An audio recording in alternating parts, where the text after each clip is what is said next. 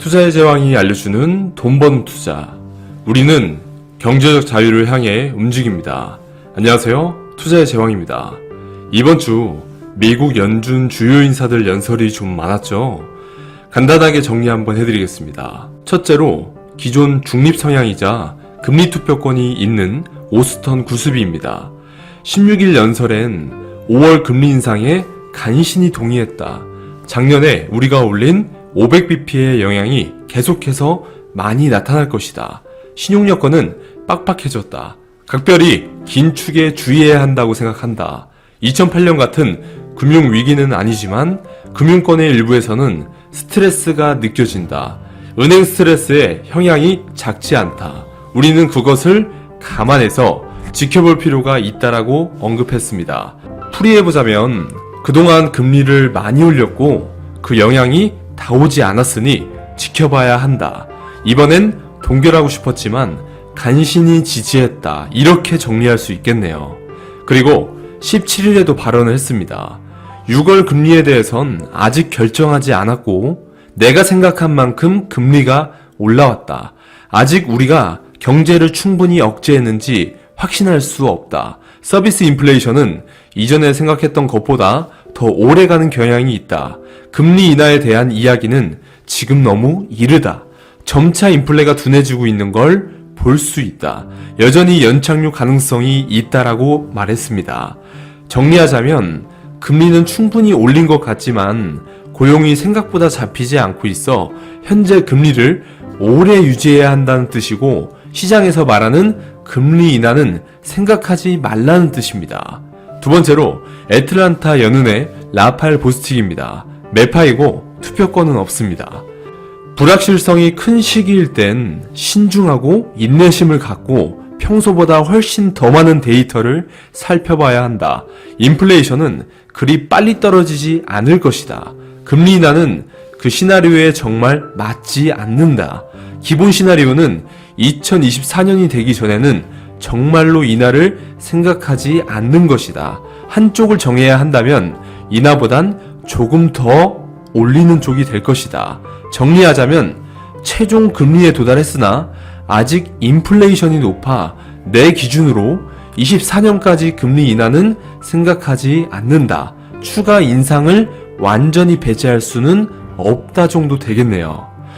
17일에 발언을 한 번 더 했습니다.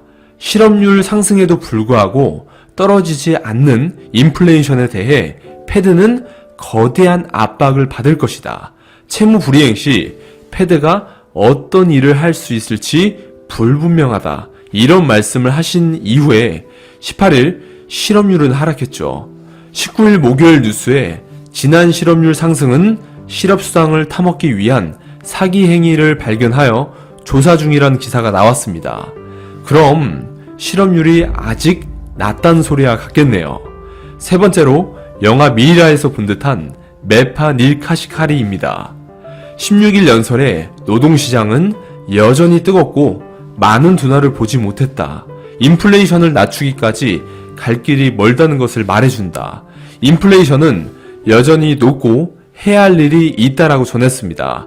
정리해서 인플레이션이 아직도 높으니 금리 인상을 더 해야 한다는 뜻입니다. 네 번째로 리치몬드 연은의 토마스 바킨입니다. 중립의 투표권은 없습니다. 16일 인터뷰에 연준이 추가 금리 인상을 위해 데이터에 의존하는 접근 방식을 사용하는 데 익숙하다.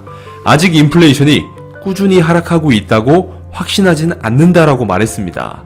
아직 지표를 봤을 때 인플레가 잡히는 것 같지 않다는 뜻입니다. 그 이후 17일에도 발언을 했습니다. 인플레이션이 감소는 했지만 아직 차가운 상태는 아니다. 인플레이션에 대한 확신을 가지려면 지표를 더 봐야 한다. 6월 FOMC까지 많은 데이터가 남아있고 부채 한도에 대한 것도 남아있다. 부동산 분야에서 상업용 사무실이 가장 우려된다. 취업시장은 아직도 활발하고 예상한 것보다 완화되지 않았다. 기업들은 강제로 제어하지 않는 한 가격 인상을 포기하지 않을 것이다. FOMC 성명은 선택의 여지가 있다는 것이다. 물가 인상을 낮추기 위해서 더 많은 금리 인상이 필요하다면 그게 맞다고 생각한다. 6월 FOMC 회의에 중단 또는 인상에 대한 선택지도 있다라고 언급했습니다. 간략하게 정리하자면 앞으로 봐야 할 데이터가 많으니 중단 말고 인상도 생각을 해야 한다는 뜻입니다. 다섯 번째로 로레타 메스터입니다. 투표권은 없고 매파입니다. 17일 연설에서 단기적인 통화정책 전망에 대해선 언급하지 않을 것이고 현재 추세는 느리지만 장기적인 경제 성장을 보고 있다. 정책 금리 인상과 감소가 모두 가능한 지점에 도달했으면 좋겠다. 나는 금리 동결을 정지라는 용어로 표현하지 않고 보류라는 용어로 표현하겠다. 아직 금리 보류 수준까지 도달하지 않았다. 금융 긴축에 은행 혼란이 기여하고 있는지 모니터링을 하고 있다. 이제까지 이루어진 금리 인상은 경제에 영향을 미치지 않은 부분도 있음을 알고 있다. 노동시장은 약간 둔화를 보이고 있으나 매우 탄탄하다고 생각한다. 인플레이션이 내려가기 위해서 더 많은 증거가 필요하다. 이번 경기에서 노동시장 역학은 이전과 예제가 매우 다를 수 있다. 은행의 재무제산에서 상업용 부동산은 또 다른 위험 요인이다. 나는 얼마나 더 큰 신용 축사가 일어날지 평가하고자 한다. 적절한 통화 정책으로 인플레이션은 다시 내려갈 것으로 예상되며 올해 많은 개선을 볼 것이다. 간략하게 정리하자면 인플레이션이 잡히고 있다는 증거가 부족하니 6월에도 금리 인상을 해야 한다는 뜻입니다.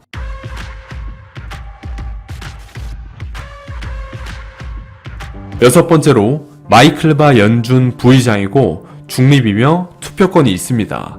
17일 연설에서 지역은행은 건강하고 탄력적입니다. 패드는 상업용 부동산 위험에 주목하고 있습니다. 데이터는 추적하고 6월 금리 일시 준당 또는 인상에 대해 나중에 결정할 것입니다.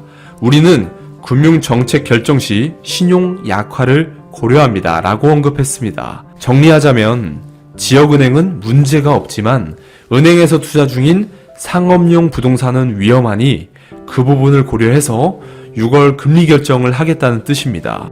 일곱 번째로 뉴욕 연은의 존 윌리엄스, 매파이고 투표권이 있습니다. 인플레이션은 경제에서 용납할 수 없이 높다. 경제는 보다 일반적으로 돌아가기 시작하고 있다. 수요와 공급이 재조정되기 시작하는 것으로 보인다. 인플레이션은 올바른 방향으로 서서히 움직이고 있다. 현재 은행 상황은 2008년과는 아무런 관련이 없다. 정리하자면 인플레이션은 아직 너무 높지만 점차 잡혀가고 있고 은행은 안심해도 된다 정도로 볼 수 있겠습니다.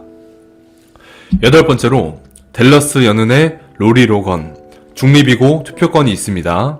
17일엔 아직 조건이 불확실하고 패드는 더 느리게 움직여야 할 수 있다라고 말했고 18일에 현재 데이터는 다음 회의에서 이자 인상을 건너뛰는 것을 원하지 않는다. 인플레이션 감소 속도가 충분히 빠른지 여전히 우려된다. 인플레이션에 필요한 진척을 아직 이루지 못했고 가격 안정성을 보관하는 것이 중요하다.